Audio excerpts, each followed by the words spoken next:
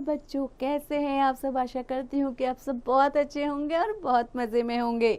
बच्चों, आज हम पढ़ रहे हैं एक बहुत ही रोचक पाठ जिसका नाम है काल एवं वाच्य, यानी कि टेंस एंड वॉइस।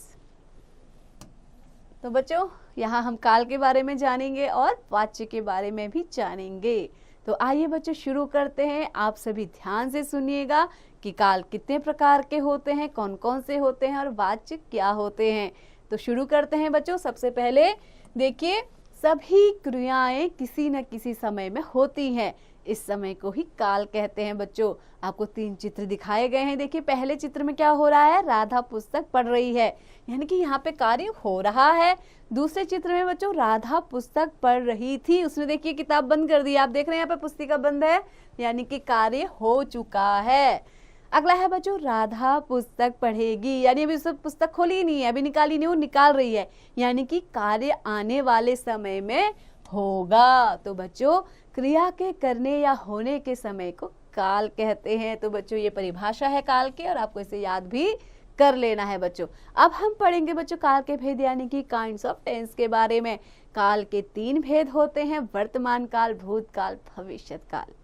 वर्तमान काल बच्चों ये क्या है, प्रेजेंट टेंस। तो प्रेजेंट टेंस है बच्चों क्रिया के जिस रूप से उसके वर्तमान समय में होने का पता चलता है उसे वर्तमान काल कहते हैं। इस काल के वाक्यों के अंत में है, हूँ, हो आदि शब्द आते हैं। जैसे बच्चे कक्षा में पढ़ते हैं, वह सदा सच बोलता है, विकास मैदान में खेलता है, वह चोर है। तो बच्चों देखिए, सब में है ऐसे आ रहे हैं, तो ये क्या होगा, वर्तमान काल। अब देखिए वर्तमान काल के भेद, यानी काइंड्स ऑफ प्रेजेंट टेंस। तो बच्चों वर्तमान काल के भी 3 भेद होते हैं। पहला है सामान्य वर्तमान, दूसरा है संदिग्ध वर्तमान, तीसरा है अपूर्ण वर्तमान। तो बच्चों सबसे पहले जानते हैं सामान्य वर्तमान काल के बारे में। यह काल के वाक्यों में कर्ता के कार्य की आदत व सामान्य स्थिति का पता चलता है। जैसे वह प्रातः 5 बजे टहलता है, प्रशांत रोज अपना पाठ पढ़ता है। अब देखिए बच्चों संदिग्ध वर्तमान काल के बारे में। इस काल के वाक्यों में कार्य के होने में संदेह या अनिश्चय रहता है, इसीलिए इसे संदिग्ध वर्तमान काल कहते हैं। जैसे रिया खाना खा रही होगी, आप क्या कर रहे हैं, अनुमान लगा रहे हैं, आपको संदेह है, खा भी सकती है नहीं भी, लेकिन हम कह रहे हैं खा रही होगी, संदेह है, अनिश्चय है, उसने अपना काम कर लिया होगा। तो यहाँ पे संदिग्ध वर्तमान काल बच्चों होगा। अगला है बच्चों अपूर्ण वर्तमान काल। अपूर्ण वर्तमान काल को सतत काल भी कहते हैं। इसमें कार्य लगातार चलता है, इसमें कार्य का अंत नहीं होता। जैसे बच्चे मैदान में क्रिकेट खेल रहे हैं, बच्चे मेला देखने जा रहे हैं। तो बच्चों अभी काम पूरा नहीं हुआ, जा रहे हैं, देखा नहीं है मेला, देखने जा रहे हैं, तो इसलिए ये अपूर्ण वर्तमान काल है। आगे बढ़ते हैं बच्चों। अब हम पढ़ेंगे भूतकाल, यानी कि पास्ट टेंस के बारे में। बच्चों क्रिया के जिस रूप से उसके बीते हुए समय में होने का बोध पता चलता है उसे भूतकाल कहते हैं बच्चों। जैसे कुछ उदाहरण देख लेते हैं बच्चों। उसने फल खाए, यानी कि खा लिए हैं, काम हो चुका है, तो क्या है ये, भूतकाल। राजू मुंबई जा रहा था, मैंने देखा था उसे पहले।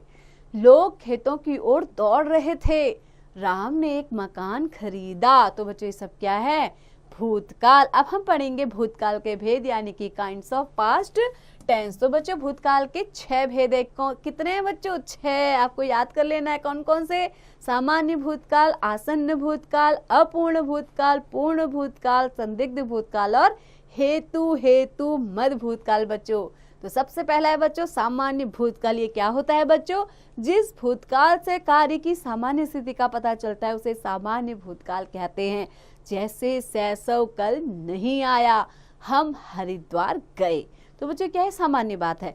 दूसरा है आसन्न भूतकाल। अब बच्चों ये क्या होता है, जिस भूतकाल में क्रिया से उसके बीते हुए समय में कार्य के चलते रहने का पता चलता है उसे अपूर्ण भूतकाल कहते हैं। जैसे बालिकाएं खेल रही थी, लेकिन अब वो खेल के उनका खेल पूरा हो गया है या अभी भी खेल ही रही है, ये पता नहीं चल रहा। इस बात से हमने क्या कहा, बालिकाएं खेल रही थी, तो ये क्या हो गया, अपूर्ण भूतकाल। ऐसे ही बंदर पेड़ों की शाखाओं पर कूद रहे थे। तो बच्चों आगे बढ़ते हैं। अब हम पढ़ते हैं पूर्ण भूतकाल। जिस भूतकाल की क्रिया के अतीत के समय में होने वाले कार्य के विषय में संदेह होता है उसे संदिग्ध भूतकाल कहते हैं। जैसे वे खाना खा चुके होंगे, आप संदेह कर रहे हैं, हमें पता नहीं है, हम तो क्या कर रहे हैं, संदेह में बोल रहे हैं। अकबर नमाज पढ़ चुका होगा। तो बच्चों अब है अगला हेतु हेतु मद भूतकाल। हेतु हेतु मद भूत क्या होता है बच्चों? जिस भूतकाल की क्रिया पर कोई दूसरी क्रिया निर्भर होती है। हेतु में हेतु है बच्चों, इसीलिए इसे हेतु हेतु मद भूतकाल कहते हैं। हेतु का मतलब होता है बच्चों कारण, है ना, एक कारण के ऊपर दूसरा कारण है, यानी कि एक क्रिया के ऊपर दूसरी क्रिया निर्भर है। जैसे अगर तुम भी साथ खेल रहे होते तो बड़ा मजा आता। यदि हम घर से जल्दी चलते तो रेलगाड़ी नहीं छूटती, यानी कि एक क्रिया पर दूसरी क्रिया आश्रित है, निर्भर है। तो इसको कहते हैं बच्चों हेतु हेतु मद भूतकाल। बच्चों अब हम आगे बढ़ते हैं बच्चों और पढ़ते हैं भविष्यकाल यानी कि फ्यूचर टेंस के बारे में। तो बच्चों क्रिया के जिस रूप से उसके आने वाले समय में पूर्ण होने का पता चलता है उसे भविष्यकाल कहते हैं। इन वाक्यों के अंत में गा, गे, की आदि आता है। जैसे वह स्कूल जाएगा, पूजा मुझसे नहीं मिलेगी, पुलिस चोर को पकड़ लेगी, राहुल क्रिकेट खेलेगा। देखिए बच्चों पहचान कितनी आसान है, गा, गे, की जिस क्रिया में आ रहा है सीधे सीधे आपको पता चलेगा ये भविष्यकाल है। अब हम जानते हैं बच्चों भविष्यकाल के भेद यानी कि काइंड्स ऑफ फ्यूचर टेंस के बारे में। तो बच्चों ये क्या क्या हैं? भविष्यकाल के 3 भेद होते हैं, सामान्य भविष्यकाल, संभाव्य भविष्यकाल, हेतु हेतु मद भविष्यकाल। तो बच्चों आइए जानते हैं सबसे पहले सामान्य भविष्यकाल क्या होता है। जिस भविष्यकाल की क्रिया से आने वाले समय की सामान्य अवस्था का पता चलता है उसे सामान्य भविष्यकाल कहते हैं। जैसे रानी बाजार नहीं जाएगी, इस वर्ष वर्षा कम होगी। तो बच्चों आगे बढ़ते हैं, अगला है संभाव्य भविष्यकाल। तो ये क्या होता है बच्चों? नाम से पता चल रहा है संभावना, है ना। जिस भविष्यकाल की क्रिया से कार्य के भविष्य में होने की संभावना का पता चलता है उसे संभाव्य भविष्यकाल बच्चों कहते हैं। जैसे शायद आज मामा जी आ जाएं, एक संभावना है कि मामा जी आ सकते हैं।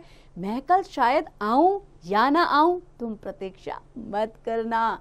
तो बच्चों आपने उदाहरण भी देख लिया।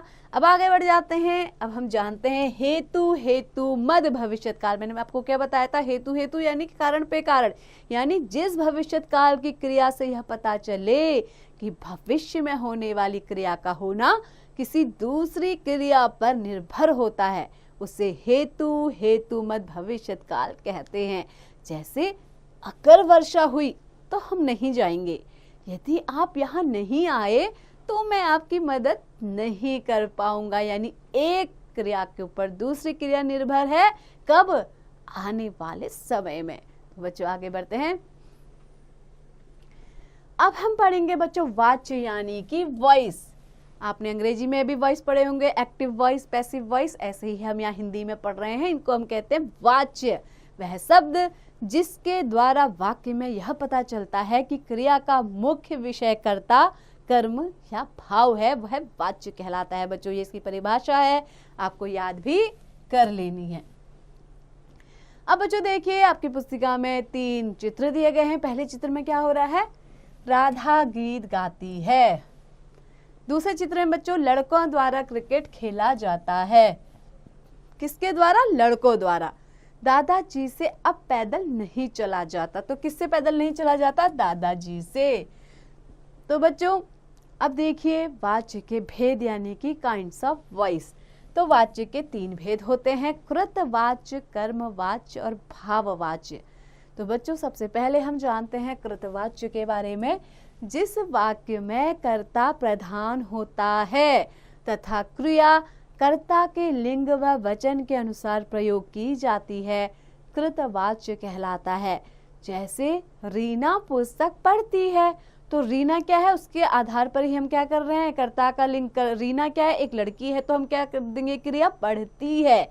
ऐसे ही मनीष एक लड़का है तो फुटबॉल खेलता है। ऐसे ही लड़के फल खाते हैं।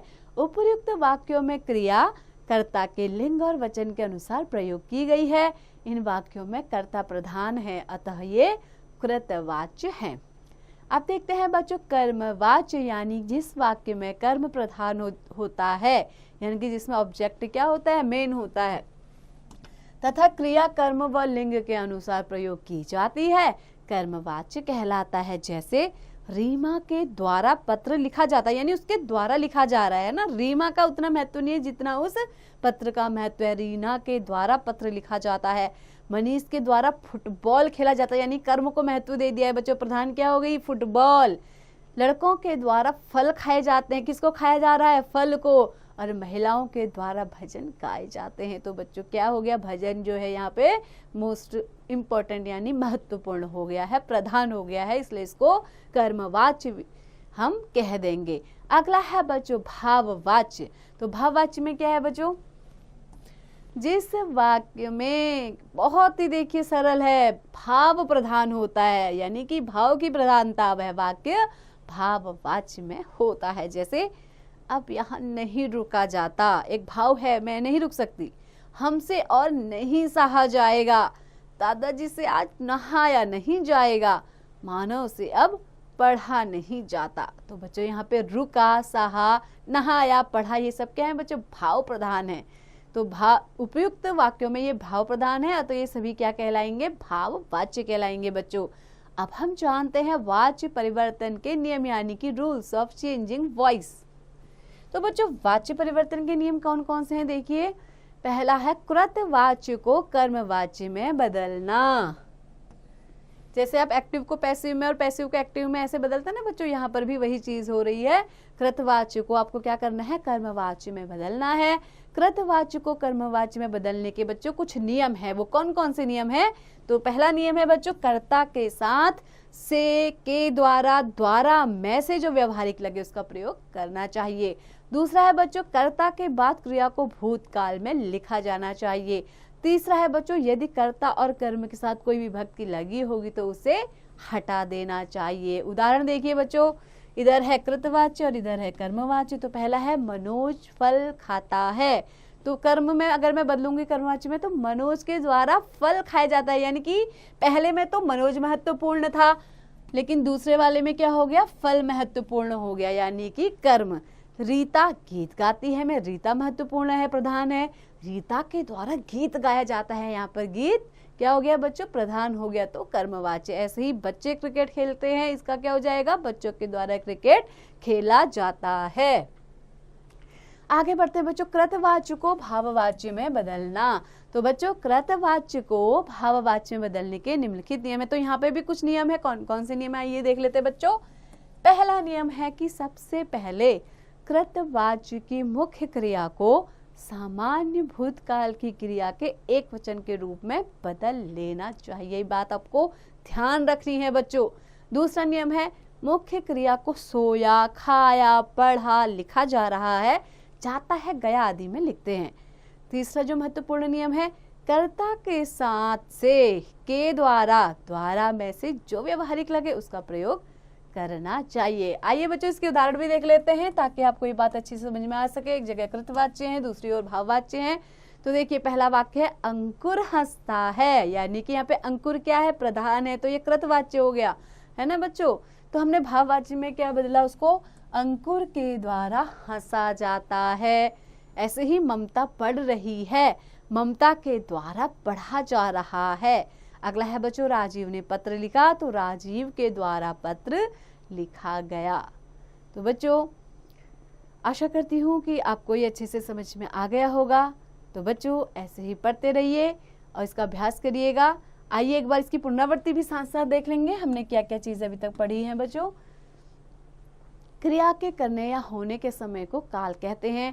काल के तीन भेद होते हैं, वर्तमान काल, भूतकाल और भविष्यत काल। वर्तमान काल के तीन भेद होते हैं, सामान्य वर्तमान काल, संदिग्ध वर्तमान काल और अपूर्ण वर्तमान काल। भूतकाल के 6 भेद होते हैं, सामान्य भूतकाल, आसन्न भूतकाल, अपूर्ण भूतकाल, पूर्ण भूतकाल, संदिग्ध भूतकाल, हेतु हेतु मध्य भूतकाल। बच्चों भविष्यत काल के 3 भेद होते हैं, सामान्य भविष्यत काल, संभाव्य भविष्यत काल, हेतु हेतु मध्य भविष्यत काल। वह शब्द जिसके द्वारा वाक्य में यह पता चलता है कि क्रिया का मुख्य विषय करता है, कर्म है या भाव है, वाच्य कहलाता है। और अगला है बच्चों वाच्य के 3 भेद हैं। कौन कौन से बच्चों?